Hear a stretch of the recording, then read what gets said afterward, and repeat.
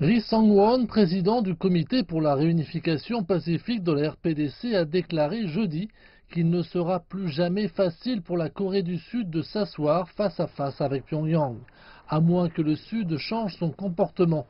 Plus tôt cette semaine, Pyongyang avait suspendu ses pourparlers de haut niveau avec la Corée du Sud, affirmant que les exercices militaires de Séoul et Washington étaient une provocation.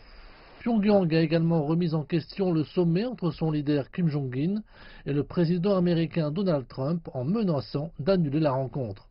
Par ailleurs, la Corée du Sud a déclaré jeudi qu'elle avait l'intention de poursuivre les discussions avec la RPDC afin de tenir des pourparlers de haut niveau récemment annulés par Pyongyang. La déclaration de la Maison-Bleue, siège de la présidence sud-coréenne, intervient après que la RPDC a menacé mercredi de se retirer du sommet du 12 juin entre Kim Jong-un et Donald Trump.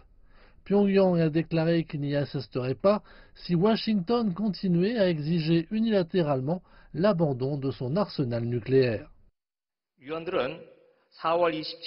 Les membres du comité permanent du Conseil de sécurité nationale ont réaffirmé leur position selon laquelle la déclaration de Panmunjom, convenue lors du sommet intercoréen du 27 avril, doit se dérouler sans heurts.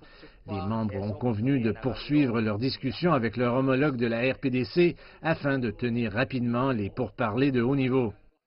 La Maison-Bleue a également déclaré qu'elle travaillerait en tant que coordinatrice entre la RPDC et les États-Unis afin que les deux pays puissent participer à un sommet fructueux à Singapour.